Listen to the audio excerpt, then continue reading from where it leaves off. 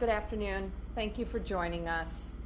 I'm here to give you the latest updates on the urgent fire situation evolving across the state.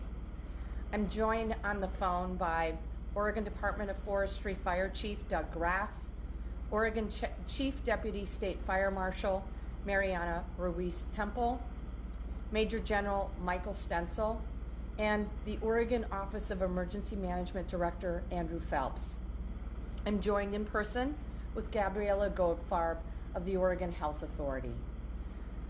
Let me start by bracing all of you for some very difficult news. We are currently facing a statewide fire emergency. Over the last 24 hours, Oregon has experienced unprecedented fire with significant damage and devastating consequences across the entire state. I want to be upfront in saying that we expect to see a great deal of loss, both in structures and in human lives. This could be the greatest loss of human lives and property due to wildfire in our state's history. Early reports indicate that the towns of Detroit in Central Oregon, Blue River and Vida in Lane County, and Phoenix and Talent in Southern Oregon are substantially destroyed. Hundreds of homes have been lost, and we continue to carry out mass evacuations across the entire state. Fortunately, numerous Oregonians have been rescued from harm's way, including even pulling people from safety in the rivers. But many more Oregonians will need to evacuate their homes in the coming hours to ensure their safety. We currently have 5 incident management teams out in the field fighting 35 wildfires. Multiple smaller fires continue to erupt across the state, adding to this crisis. And unfortunately, we are not getting any relief from the weather conditions. Winds continue to feed these fires and push them into our towns and cities. Right now, more than 300,000 acres are burning across the state, which is the equivalent of over 500 square miles. In some parts of the state that are not yet burning, the worst fire conditions in 3 decades persist: dry air, dry brush, and hot winds. This means everyone must be on high alert. This is the first time I have invoked a Fire Conflagration Act for the entire state. This act gives the state fire marshal the power to direct and deploy state resources anywhere where they are needed. This morning, I also directed the Office of Emergency Management to request a federal emergency declaration. That assistance request will free up federal resources to support our response efforts, including power generation's capabilities, search and rescue, mortuary assistance, and more. Our number 1 priority right now is saving lives. As such, our statewide strategy is focused on life safety, evacuation, and protecting structures where possible. Our heroic firefighters, National Guard, and Red Cross volunteers are working around the clock to evacuate Oregonians from the path of these fires and provide food and shelter for our evacuees. Many of these volunteers and firefighters are from affected areas themselves and needed to evacuate their families on top of providing help to others. This is truly an all-hands-on-deck moment for Oregon. The next several days are going to be extremely difficult. If you hear only one thing today, hear this. Please pay attention to the directions from firefighters, local officials, and emergency responders. If you are asked to evacuate, do so immediately. Your choices to evacuate, to help others to safety will save lives, including possibly your own. We as Oregonians always rise in these moments of crisis, and we are certainly in the midst of one right now. And I know that by working together, we will come through this. Please take care of yourselves and each other. And with that, I'm going to turn it over to Doug Graff. Doug? Good afternoon. Doug Graff here. How am I coming in? You sound great. Okay, excellent. Name is Doug Graff. I serve as Chief of Fire Protection for the Department of Forestry. My peer and partner in fire protection for the state, Mariana Ruiz-Temple, is going to join me in this briefing. And I'd ask her to kick this off because the focus today, and has been for the last 48 hours, is life safety. And Mariana works closely with all local fire service to make sure that happens across all these fires relative to evacuations and structure protection. And then I'll close with the statewide perspective on new initial attack fires that we're working, and then what we can see relative to weather moving forward. So Mariana, could you please kick it off? Hi Doug, Marian is having difficulties joining the line. If you could start up. Okay, we'll reboot. Okay, I'll give a statewide perspective on all the fires on the landscape. And once again, Governor Brown, thank you for the time to share these critical messages. And thanks again for the professionalism in the media, which is absolutely necessary to get these important messages to all Oregonians. We are absolutely in unprecedented times. This event has evolved over the last 72 hours, driven by a cold front on top of an east wind event. The cold front brings critically impressive high winds, and then the east wind event sustains those winds for the past 72 hours. And those conditions on top of critically dry fuels. Over 3 decades of studying fuel conditions across Oregon, particularly in southwest Oregon, we are breaking records for fire indices, which is an indication of fire potential and growth on the landscape. Those 3 events combined have brought a historical fire event into Oregon across the state, and this is new territory for us. I'll begin in eastern Oregon. We have had success east of the Cascades relatively to what we are experiencing on the west side. New fires continue to emerge because of the winds and dry conditions, and we're having some success. We only have 1 incident management team deployed, large incident management team to manage the fires just north of Klamath Falls out of Chiloquin, Fire 242, and conditions have gone well there, relatively speaking to the west side. We have about 11,000 acres burning there. State Fire Marshal team with ODF joined there for structure protection and wildlife land fire protection. Lots of homes threatened and evacuated on all these fires that I'll describe today. As I move to the west side of the state, pay particular attention to the west slope of the Cascades. This is where those winds are traveling down canyons and driving all fires that exist in these canyons down to the valley bottom. In some cases, 55 miles stretch fire from the crest of the Cascades to the valley bottom. I'll start in our most northern drainage, which is the San Am drainage, Highway 22. We have the Lion's Head fire and the Beachy and San Am fires all combined in the last 24 hours. We have about 55 miles of fire from the crest of the Cascade down towards Staten. This has been a dramatic and unprecedented event in this canyon. A lot of loss of homes. And we're now getting back into that region, cutting roads, opening to see what we have left in that valley relative to structures and assess the situation on how we can take fire action in that valley. Just north of that valley, emerging and growing fire pushing up against the east side of Clackamas County is also a problem. I think all these three fires will combine into one.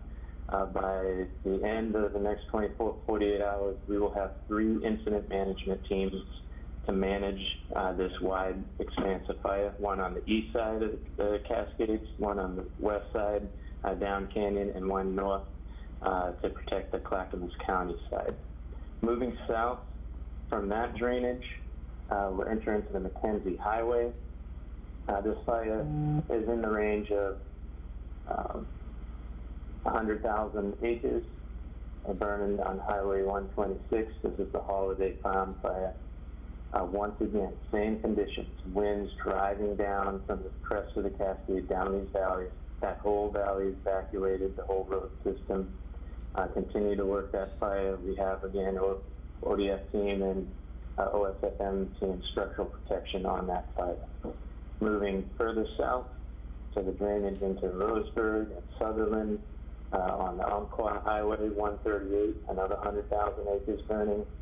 In the Star Mountain and Archie's fires, once again, same conditions, pushing down those valleys, and that has been the defining experience since the beginning of this fight, is that west slope of the Cascades.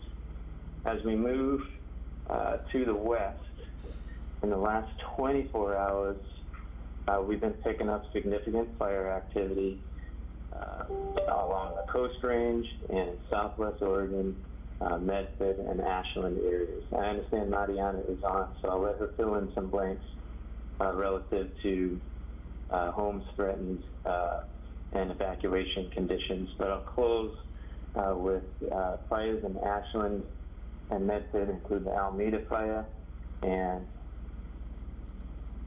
the Oberchain fire. These are combining for well over 15,000 acres. Continue to threaten and spread significant evacuations there. On the Coast Range, we're seeing the same condition on the west slope of the Coast Range.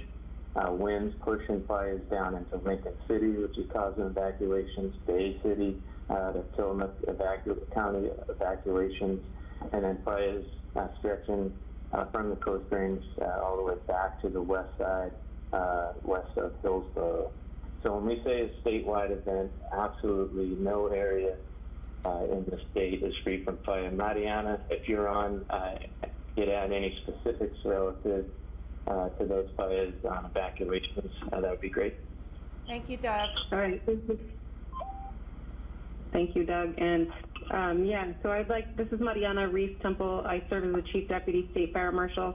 I would like to add our latest conflagration that was invoked is the Slater fire burning near the Illinois Valley in Southern Oregon. We expect to have significant evacuations in that area based on the fire coming in from the state of California. And that fire is currently on the ridges near the Oregon Caves and continues to spread. A little bit about the Fanny M fire. All areas of that fire, as Doug indicated, have been in level 3, continuing to work with our local law enforcement as that fire progresses to the north. Areas of concern across all of the fires that Doug indicated is the amount of structures that we will see lost, and in addition to human loss that we expect to see over the next few days. These fires are unprecedented, and we continue to work with your emergency managers and the state emergency Office of Emergency Management as we begin to coordinate the type of events that need to be put in place for this type of event at the state level. In addition to the fires that we just briefed on, the Office of State Fire Marshal continues to work at the local level. And as the governor indicated, all residents, all public need to be prepared to understand levels 1, 2, and 3. And at this time in Western Oregon, in fact, anywhere in the state, all individuals should be really prepared at a moment's notice. I ask that everybody understand the levels 1, 2, and 3. They understand what they would take with them, be ready to go, and please stay attuned to all emergency management messages. End of report. Thank you, Mariana. Doug Graff here, and I'll close with what we can expect weather-wise in the short term. So today marks the last day that we're experiencing this historic weather event. Winds have subsided to a degree, particularly with the valley-filled smoke, less than 5 miles an hour. However, on ridge tops, high mountain passes, we still are seeing gusts in the 25-mile-an-hour range, and then in southwest Oregon, gusts in the 25-mile-an-hour range. So still problematic, but the system that put us in this place today is breaking down, and that's the best news I can give you today. Tomorrow begins a hopeful change in weather conditions and gives us a chance to shift from life safety, point protection, to being aggressive where we can on reestablishing containment lines that were blown through by the wind and fire events in the last 72 hours. Thursday, the system breaks down, we're thinking midday, where we start to shift from a westerly flow, which is typically more cooler temperatures and brings moist air into the region, which is contrary to what we've been experiencing over the last 72 hours with these dry winds. So that's favorable. We're expecting that condition to be maintained really through the weekend with that marine air influence. And with that, I would close. Thank you, Doug. Is General Mike Stencil available? We would appreciate an update from the National Guard perspective, please. All right, thank you, Governor. Yes, I'm online. Can you hear me okay? Yep, we can hear you. All right, as you know, it's been a dynamic 36 hours for the National Guard. With the fires that were brewing last night in Ashland and Medford, we stood up teams down there to assist with a short notice medical evacuation for a couple of the hospitals down there in the event that was needed. They were put on notice that they needed to evacuate the area within 3 hours, and so we were up late in the morning, so about 1:30, making sure those crews were available for any ambulatory assistance that was needed. We continue to have 7 aircraft available to support the fires, 2 again still dedicated to medical evacuation capability, the rest for firefighting. I will say though, in the last 24 hours, they've done minimal flying due to the low ceiling and visibility throughout western Oregon. Since yesterday as well, I've had a formal request from Oregon State Police for traffic control point assistance.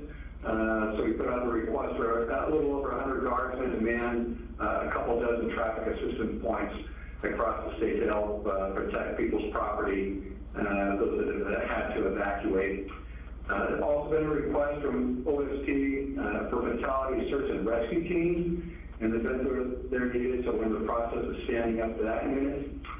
And the 3 125-person firefighting teams that I mentioned yesterday that we had available, they have now been formally requested by Oregon Department of Forestry, and we're in the process of standing them up and deploying them now in the near future. And that concludes my remarks. Thank you, General Stencil. Andrew Phelps, the Director of the Office of Emergency Management, would you please give an update? Good afternoon. Thank you, Governor. Audio okay? Yes.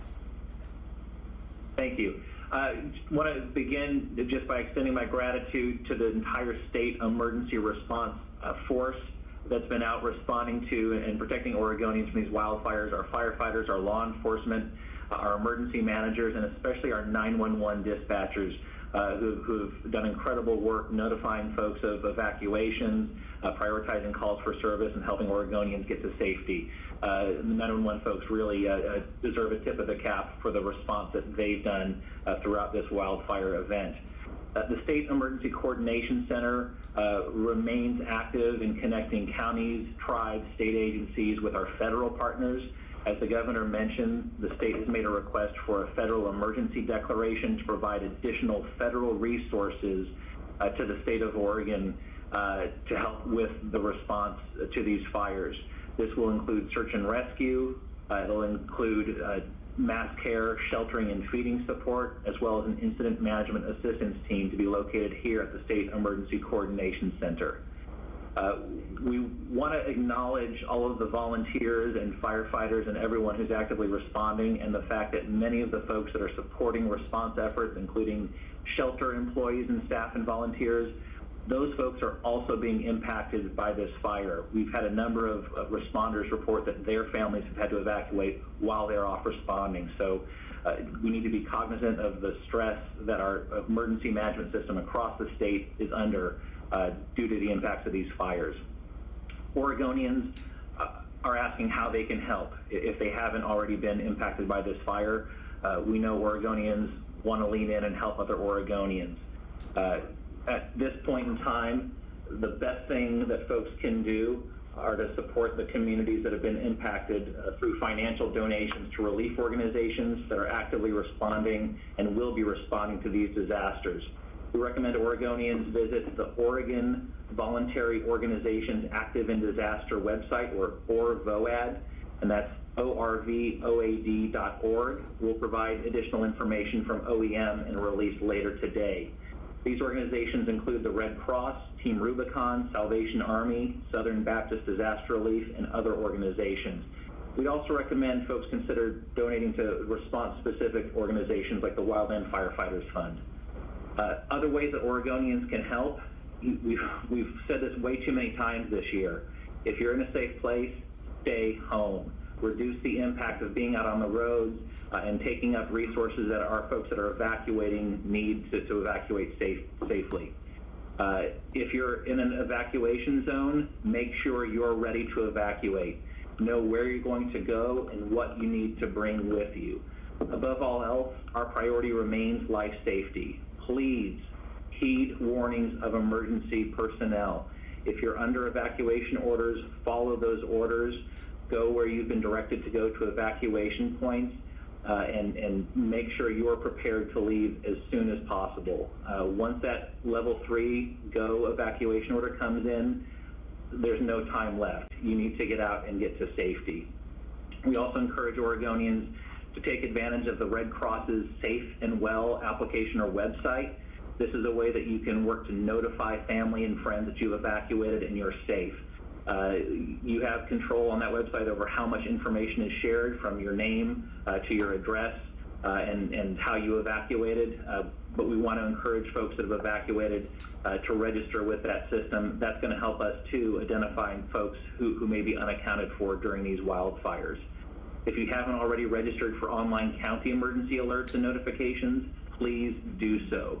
And once you've evacuated, do not return to the evacuation area until authorities have permitted re-entry. That's really important. And I'll close with a go back to our 911 system. Please save 911 for emergencies only. Don't call 911 for utility outages or updates. Call 911 to report a fire, if you need assistance during an evacuation, or for other life safety needs. Don't call 911 just to report smoke. There's smoke everywhere, and our 911 system is being inundated with smoke calls. That's all I've got at this time, and I'll turn it back over to you, Governor. Thank you, Director Phelps. I think that leaves us an opportunity for questions. And as a reminder to all the speakers on the conference line, please help identify or say your name and identify yourself for ASL interpretation and Spanish interpretation. And with that, we'll begin with Pat Norris.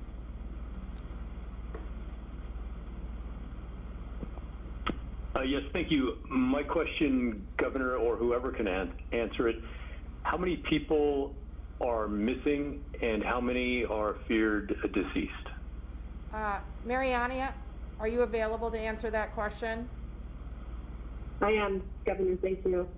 Yeah, at this time, we are actively working on getting those numbers.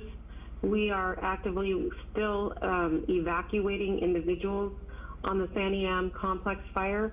We've had significant saves in the last 24 hours where we're bringing folks out of the fire. So at this time, we have not been able to get into a lot of those areas.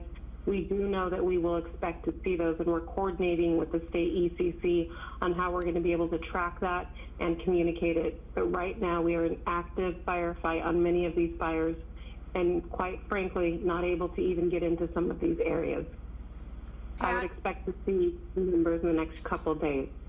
Thank you, Mariana. Okay, thank you. Pat, this is Governor Brown. I just want to be upfront with Oregonians and reiterate that we expect to see a great deal of loss as a result of these fires, both in terms of structures and in terms of human lives. It, as I mentioned earlier, could be the greatest loss in human lives and property due to wildfire in our state's history. My heart goes out to all of the families impacted by this devastating event. Okay, thank you, Governor. Next question is Sarah with the AP.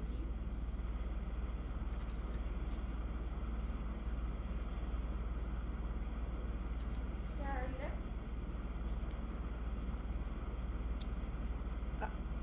there? Nikki will wait to see if Sarah joins us, and if not, I am just being notified that parts of Lincoln County are now under evacuation orders.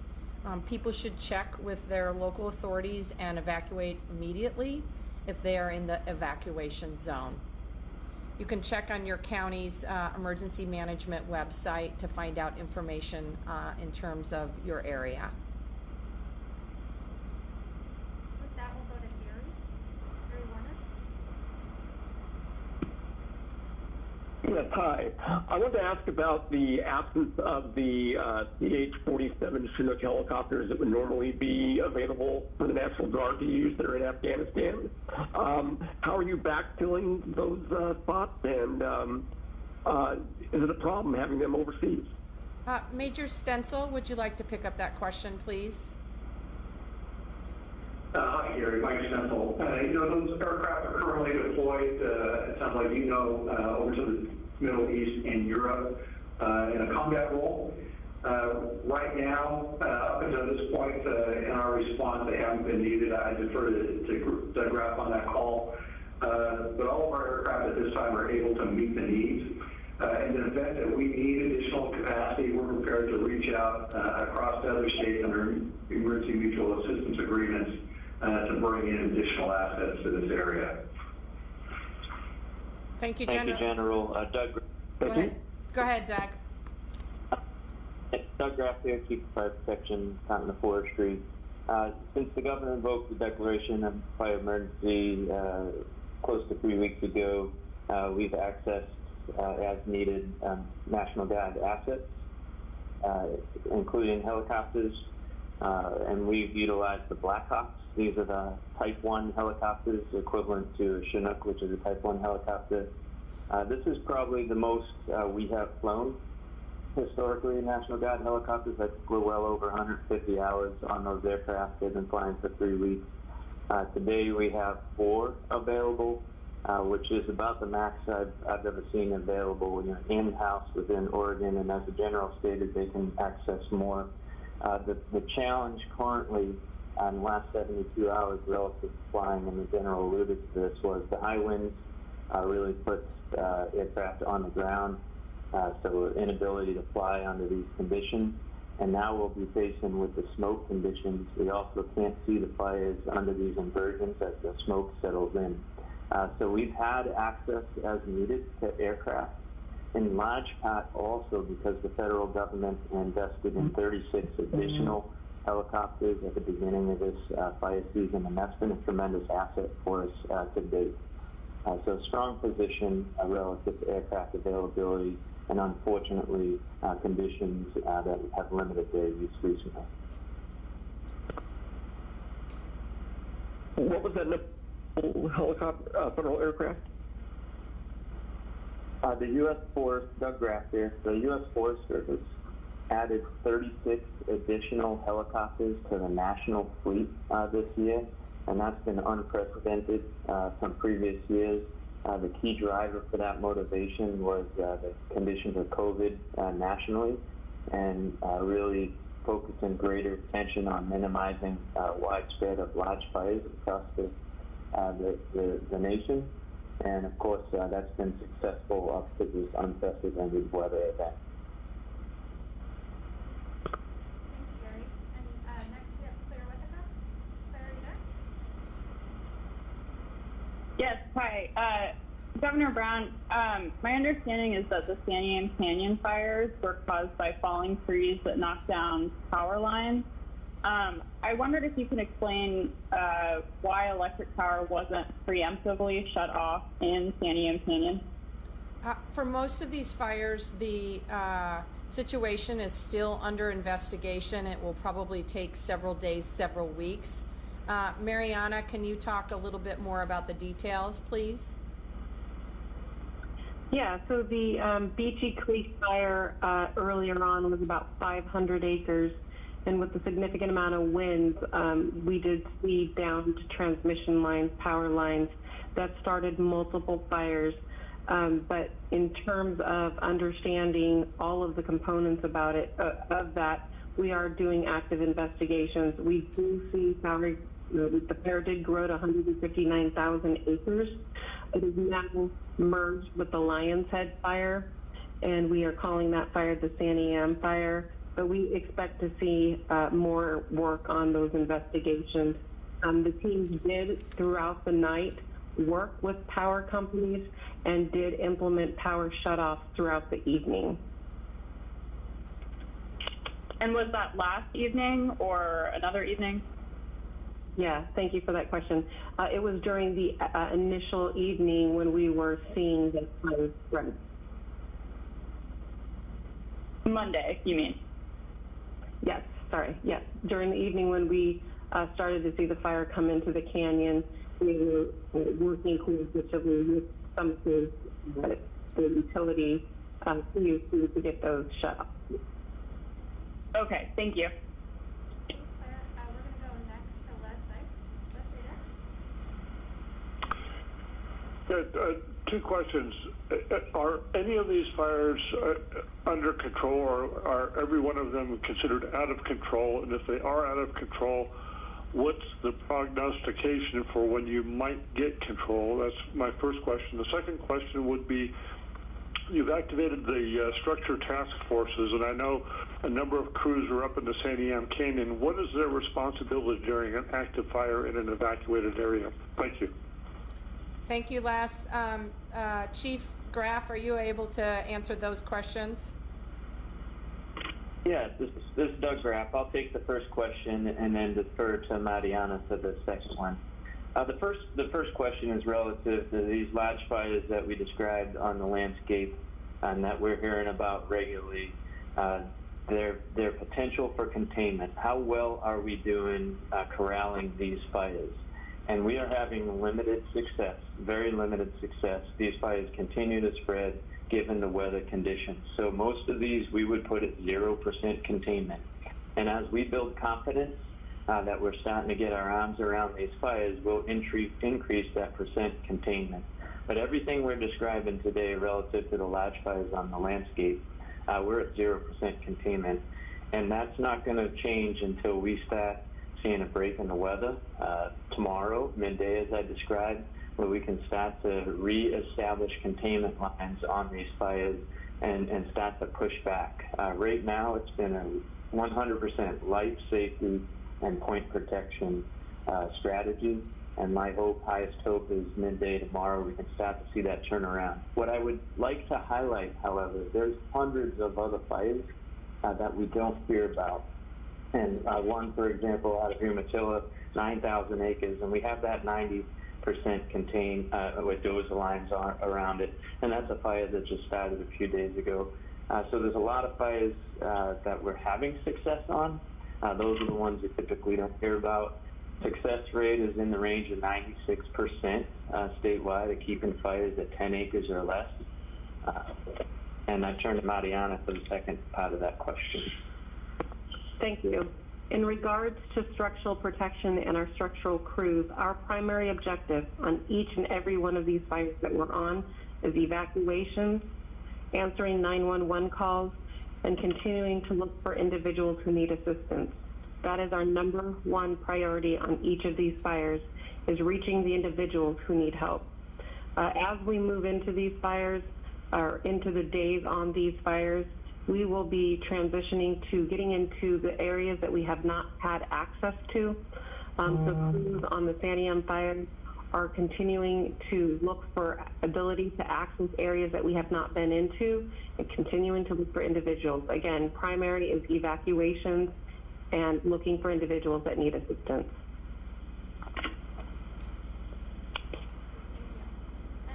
Sarah Knight from the AP had a written question. Governor, yesterday you called the fires unprecedented and once in a generation. This is happening on top of a pandemic. Can you talk about these two events colliding? How has it impacted hospital resources and issues that are facing people already?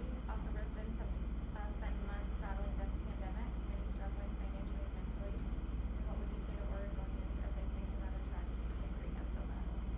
So again, my heart goes out to Oregonians impacted by this devastating wildfires that we are seeing across the state. It is really challenging. I know that hundreds, thousands of Oregonians have had to evacuate and are very concerned about losing their homes. My heart goes out to all of you. I know this has also been a challenging number of months for a number of us as well due to the global pandemic. I had conversations with our federal delegation yesterday and today, made it very clear that they need to continue to go to bat for Oregonians and make sure that we have the financial resources that we need to rebuild and recover from these fires and the pandemic. That this is made for a multiply challenging situation, and that we are going to do everything we can to make sure that communities on the ground have the resources and the tools and the support they need to recover and rebuild. I know that Oregonians are tough and strong and resilient and creative, and we're going to have to put all of these qualities to work in the future to assist with the recovery efforts. So I really appreciate the efforts of our heroic firefighters, our National Guard, our Red Cross assisting with efforts, our emergency management personnel. I know this is an extremely challenging and rapidly evolving situation. I'm incredibly grateful for your service. Again, my heart goes out to all the families impacted by these wildfires. I'm absolutely committed to getting you the tools and the resources you need to rebuild and recover. In the meantime, we're working with our Red Cross and other organizations to make sure that you have shelter and food and water to be safe. In addition, I'll just add that the COVID has certainly posed challenges for firefighting. Really proud of the work that our fire teams have set up to provide COVID modules on each and every fire team. So far, despite several weeks of firefighting and over 20,000 firefighters, we have not yet seen any impacts from COVID due to our efforts to ensure the safety of our firefighting crews, which I think is significant. But the other challenge that comes in, obviously, shelter space. And I know that there were families in Salem at the state fairgrounds, in COTS. We're working hard to provide you with non-congregate care, i.e. Individual family shelter, so that you can stay safe and also stay COVID-free during these unprecedented and challenging times.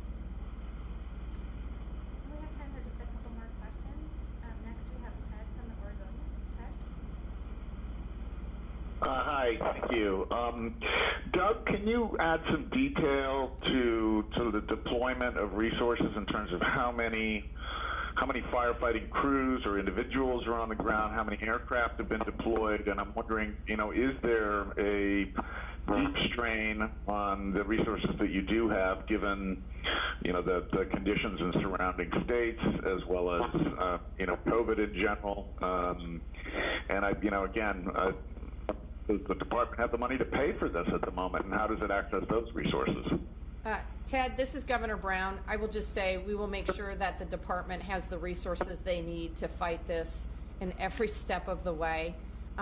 We made a request for EMAC, which is the Emergency Assistance Compact, that allows other states to come in and help states like Oregon. As you're well aware, we are seeing massive fires in not only Oregon, but in California and Washington, so resources are spread thin. We're hoping to have crews from other states, including Utah, come to Oregon to assist us. Doug, do you want to add some further details? Yeah, I can do that. Thank you, Governor. Thank you for the questions. We've been hovering in and around about 3,000 firefighters on the ground for the last several weeks since we saw fire activity pick up mid-August from that lightning storm. Based on this event, I suspect you'll see more come into this firefight as the Governor detailed. Beyond those details, we're adding a number of different incident management teams to Oregon. We have a team that was moved up from California that's going to handle the fires out of Medford. Unfortunately, the Slater fire from California burned up into Oregon, as Mariana highlighted, Cave Junction, Itch Cave Junction. So that's 2 incident management teams that'll be working in Oregon that were not here yesterday. We're also adding an incident management team east of Portland in the Clackamas area. Each one of these teams roll with about 100 folks on that incident management team that really guide all the firefighting resources on these incidents. So following those teams, we'll continue to see resources come from around the nation to support this effort. The large majority of the boots on the ground are crews, 20-person firefighter crews, and we're very fortunate in the state of Oregon to house just over 200 crews, contract crews, and we're the only state in the nation that administers a contract with those crews, so we're fortunate to have those. The other resources tend to be mid-level overhead division supervisors, task force leaders, all part of those incident management teams that manage these efforts. So bottom line, about 3,000 people. I would expect that to scale up over the next 72 hours as we shift and move towards getting on the offensive on these fires rather than only being able to provide the life safety point protection efforts. But those resources are available to call in, though, because we have faced conditions before where that has not been the case. Thank you for that follow-up. The national system is absolutely strained. So we have to work with what we have. And Oregon, even among all the challenges that the nation is facing, is certainly high up there relative to the priorities. And at this level of resource drawdown and fire risk across the West, from northern Rockies, Washington, down to California, there is absolutely strain in the system. It'll be slower than any one of us will like relative to bringing in resources because we are running out of crews, running out of all assets to put on across all these fires. So we'll have to be strategic about prioritizing where we put those limited resources. And that's why we tap into other access points like the National Guard. And then the military proper has been also deployed northern Rockies and California, and that helps take pressure out of the system for resources. Great, thank you, Ted. And the last question is Dick. Dick, are you there? Yes, thank you very much. I drove very carefully up back road to around Lyons and Gates this morning, and just to survey the damage. And so my first question is, there was sort of a patchwork of losses. One house lost, but the house next to it seemingly fine. Is that, and that's pretty common, but is that what we're seeing, or are there whole communities and neighborhoods that are wiped out? And then my second question is, driving back to Salem on westbound Highway 22, which was open, I saw a lot of cars going around the roadblocks and traveling east on closed Highway 22. And I just wondered what enforcement, if any, was being done on actually dealing with folks who were traveling the closed highway. Thank you. Dick, this is Governor Brown. I will just tell you that We know that there have been a number of communities substantially impacted by these fires. Blue River and Vida in the Lane County area. We know that Phoenix and Talent in Southern Oregon, there have been a number of small communities that have been severely devastated by these fires. But I also know, and I'll let the experts speak, I also know in touring the Mosier Creek fire this past year that happened, frankly, just a few weeks ago, that fire can be very fickle. And I saw a property where there were 4 generations of a family living there. The entire property was literally wiped through the fire, and then literally right over the fence, the neighbor's property was untouched. So, Mariana, do you want to respond to that and provide more detail, please? Yes, Governor. Those words are exactly right. In regards to the fire here in the canyon, fire moves in many different ways based on the type of fire we're seeing and the wind. So it's very often you'll run into a community where you're seeing patchwork of loss, and in some cases, complete loss. And I think you'll see that a patchwork of loss and non-loss on all of these fires. But to the governor's point, Oregonians are going to be experiencing significant loss, not only in life, but in property. And those are things that we're continuing to work through as we engage into those communities. Mariana, can you speak to enforcement? We're obviously concerned about people driving up to look at fire sites. Yes, good question. Sorry for the follow-up. Yeah, on these fires, we are working in coordination with not only law enforcement, but ODOT. In addition, looking to the National Guard for future requests to assist in those areas. On this fire specifically, the Santiam fire, there are many individuals who have not only emergency vehicles, but other type of vehicles. So not knowing specifically, it could very well have been a responder or a team member. It is being coordinated through the Oregon Department of Transportation on this fire. And as the fire progresses or changes, we are putting those checkpoints in place. Thank you. I think that concludes our conference today. Again, I want to say to our first responders, to our firefighters, to our National Guardsmen and women, to our emergency personnel, our law enforcement, and our Red Cross, thank you for your service. We are incredibly grateful for your dedication and determination to saving lives and saving property throughout Oregon. To the Oregonians that have been impacted by these devastating fires, my heart goes out to you. We will work with everything we have to make sure that you have the resources and tools that you need to recover. Please stay safe out there. Please be careful. And if you are in a community where an evacuation order is issued, please respond. You may not get a second chance.